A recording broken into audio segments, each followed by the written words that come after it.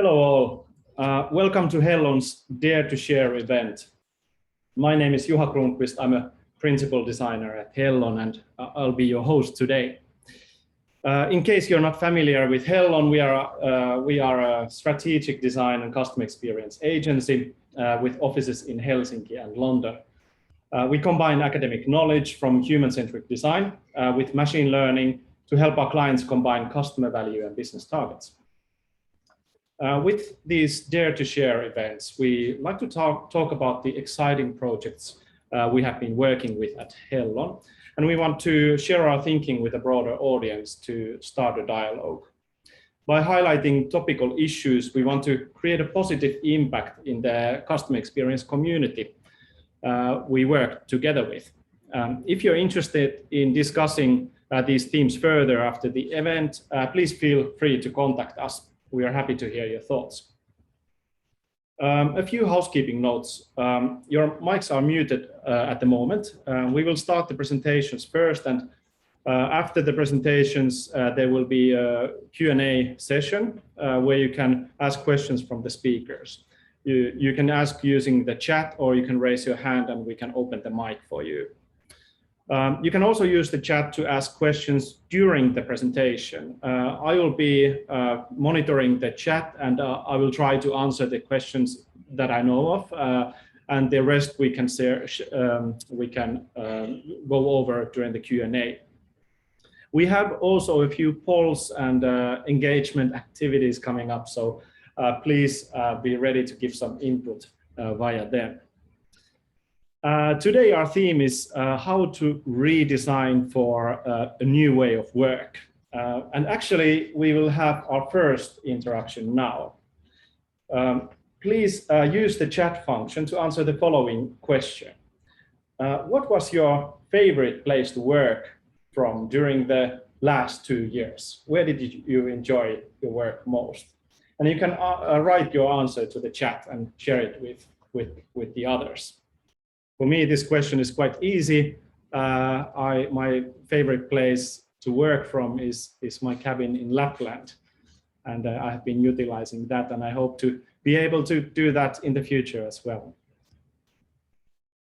So there is a home office. Many people have put a lot of effort designing their home office to be very nice. I'm not one of them, but some other people have done that much better. Oh, this is nice. Under the tree in the sun. That's I would love to do that as well. Again, a summer cottage and mökki. This is the Finnish name for a summer cottage next to a lake, typically. Helsinki beach cliffs. That's a nice one. I haven't heard that before. Oh, and there's somebody who's interested in working at the new Aalto University building in Otaniemi. That's also a nice place to work at. So to the topic. So you're watching this feed from Hellon office at the moment. We've been quite lucky to have the office open with some limitations almost throughout the whole pandemic. Now that we're finally emerging from this time that has drastically impacted the way that we work, we are in the process of reimagining the way we will work in the future. How can we draw a balance between the benefits and shortcomings of remote work? What do we need to consider when redesigning our office processes or establishing new tools or redefining work policies? Today we have two excellent Hellonians sharing their work so far with these topics. Our first speaker is Elisa Facondo. She's a lead designer at our London office, and she will connect our topic with a conceptual framework of work. Our second speaker, Kirsi Kavaajakallio, is a principal designer in Helsinki. She's in charge of making Hellon a great place to work at. And she will be presenting results of her work on our new way of working. Without further ado, I will give the word to Elisa. London, can you hear me? All clear, I can hear you, and thank you for this amazing introduction. I'm actually really excited to be speaking at this webinar, and thank you everybody for being here, listening to what we have to say, and also hopefully having a really nice conversation all together. Okay, so now that the slide is on, and hopefully you're all seeing our screen, I would like to start this conversation with a very fundamental question. Why do you work? Well, work has shaped our society through centuries, from farmers to traders, all the way to the postmodern age. And during the centuries, it became not only means of survival, but also an activity that represents and almost makes who we are. And nowadays, the boundaries between work, life, and personal identity are very much blending together. So much that if you think of when you meet new people, the first question that you might be asked is, well, what do you do for a living? And so another thing that I would like to bring out is that work moves with us. It's transformative by nature. It adapts to the needs of society, and at the same time is the fuel that moves to the society forward. In fact, nowadays, changing job within the same industry or moving from a specialization to another has become more fluid than ever. People explore new companies and fields looking for what they really like. And so while the definition of a job might be the same, the perception of our work drastically changes with the people that we work with and for, the spaces and technologies that allow us to work, and also the processes put in place to enable our job to be done. And so what I'm trying to say here is that with the same job title, your experience of work might change drastically from organization to organization. And so rather than asking yourself or ourselves, why do we work? Maybe today I want to ask, why do you work where you do? So I believe that work today is made of two aspects. One is the job, the type of industry and customer you work for, your role and the tasks you execute, the technologies, the salary, and the culture, your colleagues, the relationship, and all those behaviors that happen intuitively in the organization, without the need to look at guidelines, but also work-life balance, professional growth. And so these as dimensions, I think, are not sufficient if apart. We might have a brilliant job on the left-hand side, a role that is right what we want, a good salary, a great office, but what if we don't feel valued? And then on the other side as well, you love your days at work, you have fun, or you like what you're doing and your colleagues. But what if your role doesn't reflect your talent or your ambition, or you're not paid enough? And so these things are really merged together. So what I believe is that the sweet spot is right in the middle. At the center, there is a group of people that are talented and enjoy working together. And so here, I like also to bring the concept of tribe. So tribe is a group of people that are tied together for one or multiple reasons, usually similar beliefs, and also a variety of roles within the tribe that permits the tribe to survive, and in the best case, to flourish. Some anthropologists and myself believe that a strong tribe is made by strong relationship rather than strong people. And so a group of strong individuals that have no common ambition or common intent is not a powerful tribe. All this sounds great and beautiful, but I would like to ground this a little bit and talk to you a little bit about Hellon. So what we always thought at Hellon is that if an organization wants to be competitive, its first priority, on top of having great talent, is to take care of their humans first. And it's about creating a community of talents that thrive together. Now, casually, our slogan is human to human, and you can see it up there on the circle. So what do you see there? During the years, we had created human-centric company values that would steer not only our community, our tribe, but also the way that we do business. So from top left, you see be ambitionary. It's a neologism that is born from being ambitious and being visionary. Dare to care, that is about supporting each other's, but also dare to ask questions that our clients might not want to hear, but we feel are really good for them. And then on the other side of the circle, you see spark joy, that is about creating success and celebrating success and really being aware of what we do. And then change hearts and number, which is the top on the right. This is about making a difference with our work. So all our activities among colleagues and with customers were steered by those values. At Hellon, we are committed to sustain the sweet spot we talked about earlier, and that you see in this slide. And we do this through many occasions of engagement. And we used to do that, and we were confident with that, but then the global pandemic hit in early 2020. And so suddenly we had these strongly tied elements drifting apart. And instead of cohesion, we were facing uncertainty, questioning how do we innovate without workshops, thinking without colleagues or post-its or markers. How do we do all that when we are apart? I'm sure this all sounds very familiar with you, and so we'll not spend time on that. But instead, what I would like to do is to treat COVID-19 as the anthropologist Kramer has done. And she's considering COVID-19 as a collective culture shock. Collective culture shock is a well-known anthropological phenomenon that usually takes place with an individual who spends an extended period of time in another culture. And so you can well imagine that exposure to a different cultural norms causes us as human beings to change. Now, Kramer believes that with COVID-19, we did find ourselves immersed in a different way of living for an extensive period of time. And so the pandemic is a collective culture shock by all means.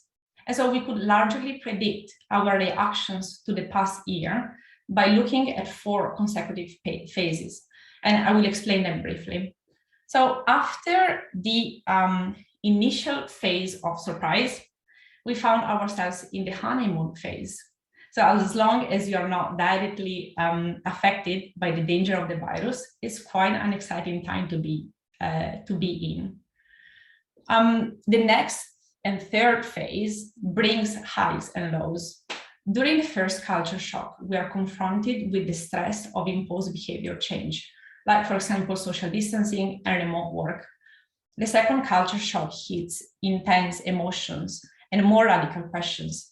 So each person's encountered this second shock with a different pace and gravity, and some sees this as a temporary crisis that can be overcome with minimal adaptation, while others sees it as a strongly compelling incentive for radical change. And so, for example, I read a few stats last week that were saying how in the past 12 months, the number of people that have left job for a new opportunity or a career change has increased significantly. That means that we are really looking at ourselves. Why do we work? And maybe within our work, there are different approaches on how to return back to our job. And now, yes, thank you. Let's stay on this slide for a little bit. Many organizations adopt fairly basic strategies. We are trying to get ready to go back to normal, right? Inevitably, we'll be hit by the re-entry shock, which is quite an interesting thing. So we want to return to our business as usual, but each of us has changed. We are unwilling to let go of some of the advantages of our first phase. For example, a mix of remote and on-site work setup.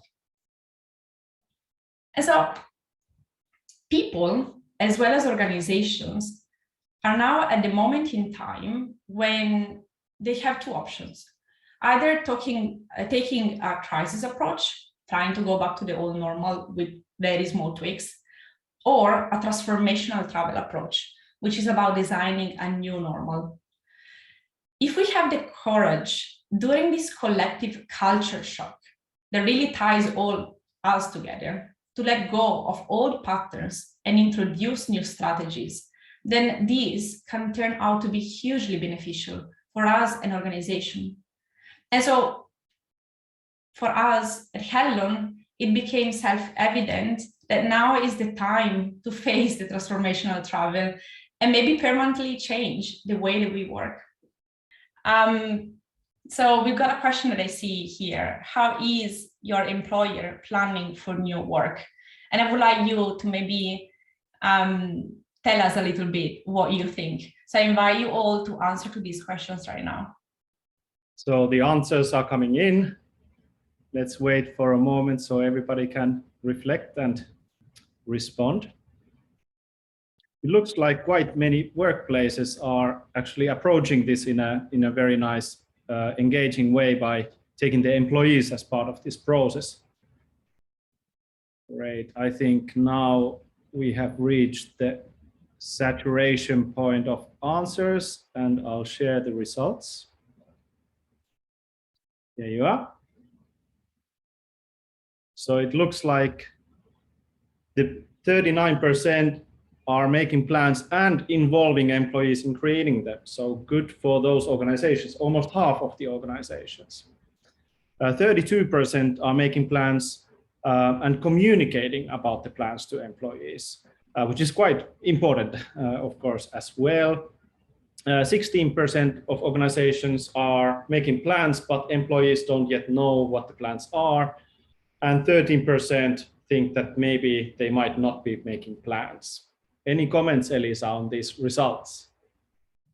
Well, I think it's great to see that organizations are thinking of what will happen tomorrow and how to sort of go back to work. There is, I think, the human need of somehow get back to talking to our colleagues again and doing things together. But obviously, there is also so much that, as I said, we don't want to let go. And also, I think the way that we work has changed. We need our focus time where we want to be in our room or at home, as well as we want to have some communication with our colleagues. So I think it's great to see that there is a variety of things that are happening. And I also love that organizations are involving their employees in creating these plans. So I will give word to Kirsika in just a little bit. But what I want to say here is that, well, we started doing this work, and first thing first, we invited our colleagues to work with us and pilot a new way to approach the transformational travel. There is no method out there yet to approach this challenge. And so we thought to take the first stab, as you say, and use our expertise in human-centered design and CX transformation to find out more about what we can do. And from our experience at Hellon, we know that organizational transformations might fail or might not meet expectations because they create great future scenarios, but don't really ask to their tribe what they desire, what sort of need do they have, what works better for them, or why do they enjoy their work. And so it's really a responsibility of the leadership to design a desirable work environment and guide people towards a new work setup. We believe that this cannot be left to individuals to figure out.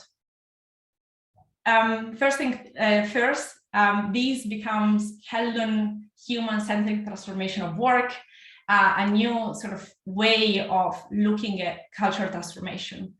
We created a design approach to lead your organization and our organization through a sustainable work culture that creates value for individuals, for your organization as a community, and also drives the business goals. I will now gladly leave the word to Kirsika, that has a lot to say on how we developed our approach and what sort of are the key things to keep in mind. So hello all, and nice to meet you. So I will now briefly describe our transformational travel approach and how we started to design our new normal at Hellon. And first of all, we wanted to design a framework which allows Hellon tribe to flourish also in the future. And as we had noted that job and culture has started to drift away, so what we wanted this model to help us was maintain the connection between the job and culture, and then keep being human to human also in this hybrid work setup. And for that, we needed to understand two things. Firstly, if our values are still relevant, and secondly, what desirable workplace consists of from Hellonians' perspective. And as Elisa was saying, we decided to do what we do best, to apply service design process, to co-design Hellon's very own human-centric transformation of work. And the process follows typical service design double diamond process, which iteratively builds on understanding and co-creating. The first diamond focuses on creating the strong foundation, and the second diamond is all about creating the solution, concretizing it and designing actions for adopting new way of working. And here you can see what we did from the left side, starting from the survey that we sent to all of our employees to understand their desires and thoughts. And then we co-created a value pyramid together with them and based on the results.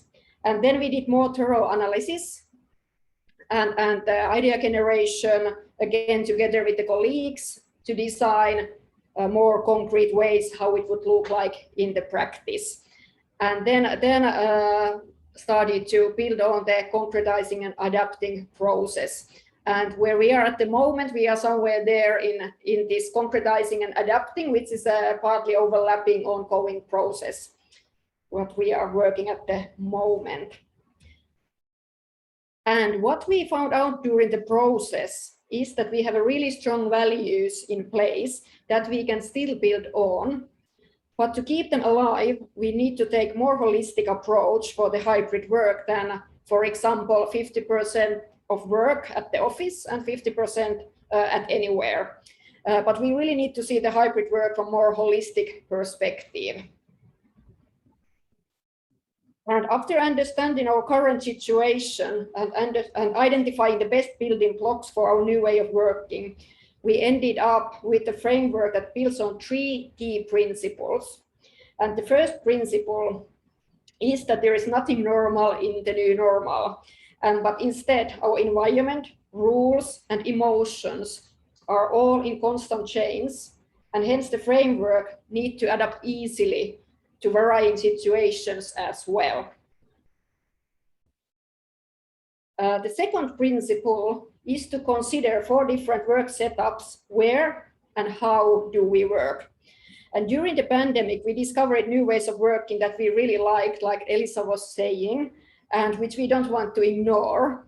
But as I said earlier, we didn't want to take these different premises either or decisions, but take them as an opportunity to start utilizing these premises more systematically in our work and provide more flexible working setup for us all.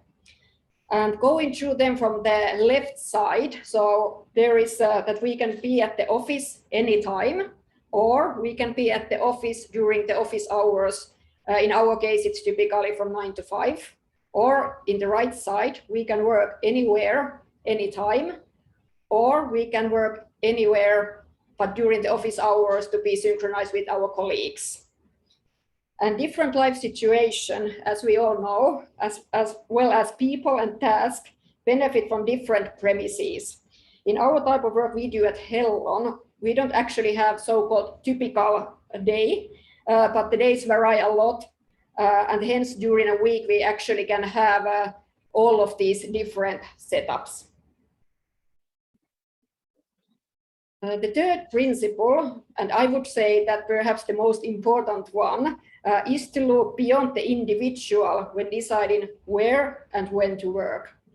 And during the process, we understood that for Hellon Tribe to flourish, we should really look beyond the individual and reflect our job and culture through 4 lenses: individual, community, business, and customer. And of course, not to forget the bigger environment and society, the whole world around us. So we needed to transform the meaningful factors of work that our employees pointed out during the process into more stable fundamentals that steer us in all our decision making. And let me go through a little bit of these different lenses from the left to the right. So first of all, these lenses hold a lot of meanings for Hellon tribe that we should pay attention to when planning our everyday work. What became clear during the process was that we can't just focus on the individual or business benefits when designing our new normal work. At Hellon, there has always been very strong commitment and motivation to the community and to the customers as well. So we needed to take those into account. And if I go through these from the left to the right, as I said, so the individual level, so it's really important that we allow flexibility to adapt to different life situations, but also provide premises for professional growth and purposeful work. In the community level, we need to focus on ways to connect and build the relationships. Business is much about productivity and project success. When one team succeeds, we are all the winners. And in the heart of everything we do, we have our customers to whom we engage with and stand beside them to co-create new success stories. And then last but not least, how do we contribute to the wider world is also one of the important lenses to think about. And now we have another poll question. Okay, so here is the question. So which of these lenses that I was just presenting is missing from your organization's approach to new work? How do you feel? So is it maybe missing the individual, community, business, customers, or the world? It's quite interesting, actually. It's quite equal. So here you see that actually quite equally individual, community, and business and customer are lacking. A little bit bigger, maybe this bigger society and the world around us. And I think that's not a big surprise that it's of course quite typically maybe start from the smaller and goes into the bigger, but quite interesting anyway. I think that poll and the answers were quite interesting because it really says that we need really to look at all these lenses in our process of building the future of work. And so the few slides that we have now really talk about how do we collate all the things that we have considered, that Kirsika has just explained, and define what does the future of work look like on a daily basis. So we have designed a model with the intention to approach this complex topic in the most comprehensive way. So if we go on the next slides, thank you. Well, you might have seen an iterative process like the one that you see here. Through an iterative sort of design process, we can understand, embrace, and adapt to new realities upfront and approach change in a systematic way. We've seen that transformations might happen continuously, and so we want to create a design approach that is able to tackle that whenever the change happens. So let's see how we've done it at Hellon. In the first phase is about setting the scene, understanding what changed and what stayed, discovering new routines and desires. If we focus at Hellon on the organization, both on a business point of view and the employee's point of view. When we move to the next part, the next quadrant, in this phase, we define the foundations of workplace and a workplace that is desirable and a job that is meaningful. And in this phase, what we look at is about creating employee-centric values for your organization and understanding what your organization stands for. And then after that, we really move into the third quadrant, which is about ideating future scenarios, work setups, processes, interactions among people, all these things that will allow us to work. And so here, we really consider all the lenses that Kirsika has been talking about. We consider the individual, the community, the business, and also the market lens. And all these four lenses come to play to support your company and the values that you have sort of created for your company. The fourth quadrant is about adapting to new routines. And so that's the moment where we cherry pick the processes, the workflows, the spaces that we have ideated in the first phase. And we pick the ones that are meaningful to your organization and your organization only. There is no one size fits all. And so we really need to cherry pick what works for us. You are grounding the scenarios to your everyday routine. And you are considering space, time, the people, and the type of activity you intend to conduct. And so let's ground this really to what we mean by that. At the end of this process, you might be able to figure out what an ideal work setup looks like on a weekly level or on an organizational level. So you make sure that everybody is heard within your organization. You might find that the right setup for you is a meeting at the office only for example, co-creating session, or for mentoring your other colleagues to teach them and to ensure professional growth. Or you might want to have your customers or client meeting at the office or in a cafe outside. So this theoretical framework is not only theoretical, it really wants to be a tool for the business to navigate the change in a way that is gradual, in a way that is sustainable and credible to their customers and employees. And it's for the leadership to ground transition through processes and people, and also for individuals in organization to not lose motivation and to be happy in the organization that they work for. We've been learning a lot in Hellon through this process. There is so much more to do, but I think Kirsika can give a little bit an outline of the key takeaways, what we learned. Yes, okay. So I will now summarize some of our main takeaways and tips for you who consider designing your new way of work, or those who still see that there is a place for improvements. So first of all, clarify your approach, whether you are taking the crisis approach or you want to take this as an opportunity to really reimagine the work through transformational travel that we've been now giving our example. Secondly, base your solution to really understanding your employees and values and how you might need to reconsider those. And then thirdly, ensure that there is enough space for dialogue and mutual agreement, time and flexibility for the adaptation. Okay, everybody. And thank you, Kirsika and Elisa, for a wonderful presentation. Now we have some time for questions, and you can write a question in the chat or raise a virtual hand, and we'll open the stage for you.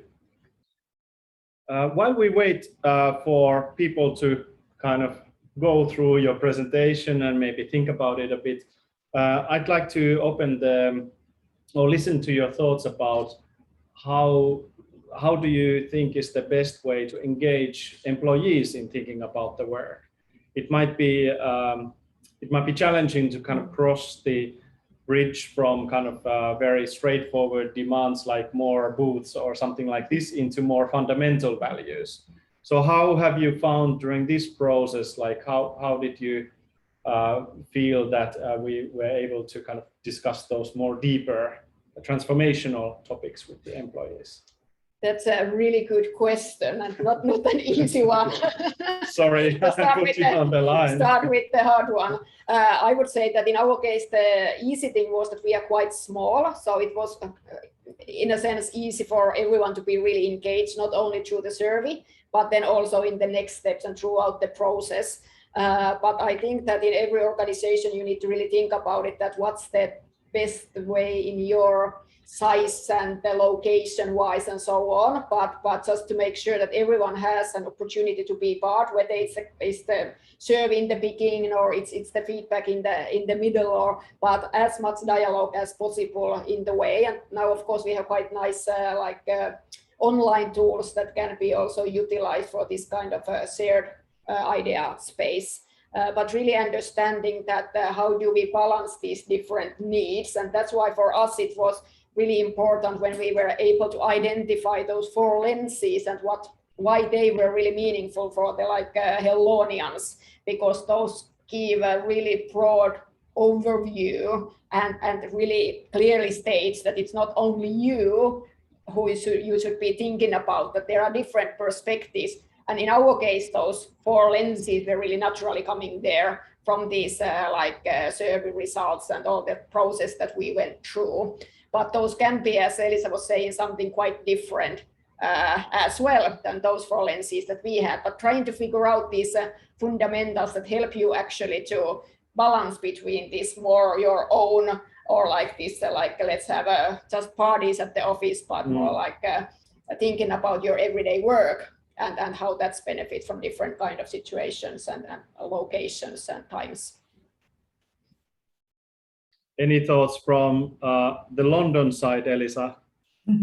I do agree with Kyusika and on what she said. I think what's interesting here is that we really did use some of the expertise that we have in customers qualitative research and organizational transformation, and that really helped us out shaping the methodology of, okay, how do we want to listen to employees, what is the best way to do so, and what is the best way to sort of move those insights into real scenarios and then real plans. And so I think it might change from organization to organization. We've been working with big organizations when it comes to transformation as well. And obviously you need to adopt slightly different methodologies to do that. But it's definitely the core there is really about looking at all, starting from employees to organization and then looking at the market. Yeah, it was actually quite natural to follow the service design double diamond approach when we started to look at it from that perspective. And that gives, of course, a lot of different kind of methods and tools for us. Yeah. We have a really interesting question in the chat. So Nikos is asking how to convince leadership to take another look at their approach with individuals in mind. And I think also maybe you can share your story, how to convince our leadership, and maybe a few ideas or tips what you would point towards in other organizations. Yeah, actually one thing is that this is not just for fun, but actually there's a quite real business case behind it, and I think that all leaders should be interested in that. So the statistics actually show, like Elisa was a little bit pointing out earlier, that at the moment over 40% of the global workforce are considering leaving their employer this year. And of course that's quite expensive always when you have people leaving just without the real reason in a sense. And you need to be like finding the new ones. So of course it's always good that you have new people coming, but at the same time, so that it's if it's a huge mass of people going away or risk for that, so you are losing easily a lot of knowledge and expertise and so on. So I think that's at least the one business case that I think that the leaders should be interested in. And that was also in our case that before COVID hit, actually we had just had quite a lot of changes and we were growing, so new people coming in, and that was also something that we wanted to know, that how it maybe has changed our values, which was not changed. Yeah, definitely. I think there are some quite strong facts and you know, a case for companies really struggling with a high turnover and really not understanding where to look at or how to cope. And so there is definitely something that, you know, is happening, and I think will happen more in the future. And there are also other things that we need to consider and the leadership needs to consider. If a lot of studies says that one of the biggest drivers in our work and the job that we do is about almost self-accomplishment, and seeing sort of recognizing that we're meeting our ambitions and the company that we work for values us. So in a remote work setup, let's say fully remote work setup, how do you, as a leadership team, make sure that your employees are growing, or they feel satisfied, or how do you evaluate their, for example, their performance when everything is apart, everything is remote? And this has a lot of psychological effect on employees as well as on the leadership that obviously feels lost in this process. We have another question in the Q&A part today. Christine is asking a very concrete example, and perhaps you could kind of give your opinions about or ideas for this. She's asking about tools. So in a hybrid working setting, what kind of tools are we using, or would we recommend using, in order to help employees communicate or collaborate with each other better? So any comments on that? I know I have my favorites. Do you want Elisa now to start? To be fair, I'm really interested to see what you have. What is your favorite? And then I can add on that. Well, absolutely. I have been blown away by Miro as a collaboration tool. We're utilizing it a lot within Hellon. It's basically kind of replacing a lot of these kind of physical boards, which might not be a good thing, but it allows really visual thinking, and it allows you the ability to kind of actually handle a great amount of data. And I was following their yearly seminar where they introduce kind of new features where they're bringing in more AI utilization into this, so like automatic clustering and stuff like this. So I'm pretty excited about that. We're also teaching our clients to use it, and many of them have kind of installed it as a standard tool for their organization. So this is one tool that I'm quite happy about. Yeah, I would say that we have like a range of different online tools like Slack or Teams or that kind of things, but maybe it's more about the processes and the habits and the new habits, that it's like said that we need to understand that this is not either being remote or being at the office, but how we find these different actions and premises together in a new ways. And there we need to really see that our work is a lot about, in some occasions, we really still strongly recommend working together in the office, and we have a different office premises, or go to the cafeteria, or maybe in the customer's premises, or invite your colleague to home, or then going for a walk and having the remote walking meetings, and then all those. So I think it's also a lot about that, what kind of new habits and routines you decide when you need to be having a lunch together or with the smaller teams, and encouraging that kind of things, that you're able to go for a restaurant or having online dinner together or lunch together and so on. So that's maybe an interesting thing. Yeah, an interesting thing that happened to us is that before COVID, we used to have walls at the office that were full of our work, post-its, things that we printed out, and we really use that as a reference for our design process.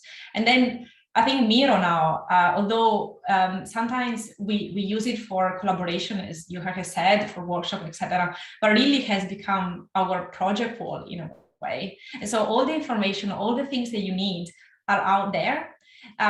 And it's quite interesting because that is online, but then we do take some moments offline to meet as a team, to think things, or also individually to sketch things on some paper or these sort of things. And it happens sometimes that we might upload photos on Miro. And so I think what I'm trying to say here is really try to have sort of a completely different way of thinking out of the box, in the way that, digital tools are not only there to be used online all the time, but could be a virtual space that everybody can go to. And then a lot of activities still happen offline.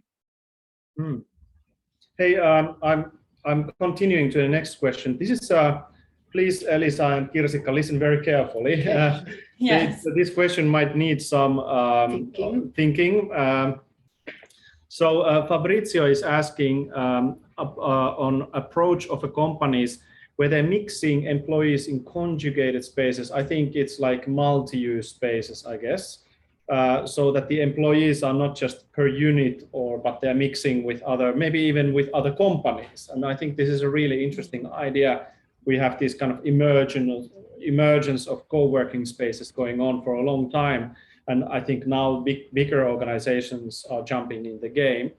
So how would this impact this design approach? So not just imagining the new way of work within a company, but within an ecosystem of other players. I think, thank you, Fabrizio, for this question. I think this is excellent.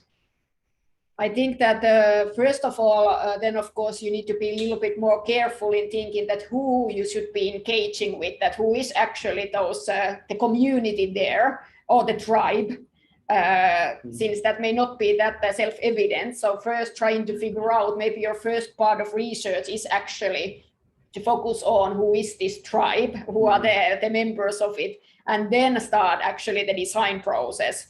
And then engaging different members for that through different kind of ways. Maybe this having this house space or Miro or something like that as an online place where people can also share, or then having some sort of engagement meetings also live if possible. Yeah, I think it's a great question. Thank you, Fabrizio. Yeah, I would agree with Kirsika. Really start by understanding who is your tribe. Do you have many tribes maybe? And what is the core value, the core ambition or goal of each of your tribes? And then start from there. Great. I think there's a short question about Miro over mural. I think there are fans of both sides, so maybe we don't put our spoon in that soup. Ever-ending dilemma. Yeah, exactly. But maybe we can go onwards to introducing the next topic for Dare to Share. Yes, so thank you everyone from my behalf, and I leave Juha here. Great. So thanks everybody for listening in. This has been super interesting to hear your reflections on the topic. I'll share my screen to kind of show you very quickly. So for next Dare to Share, we're actually planning on digging in a bit more into this topic of utilizing new technologies as part of the CX design work. So basically, we have been, the last few years, we have been developing our own AI technology. We call it Aino.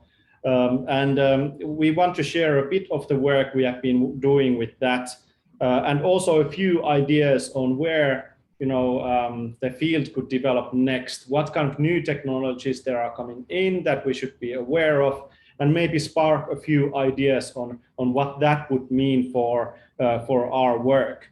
You can already sign up to the events. I think the link should be shared in the chat, so it'll take you to the registration page directly.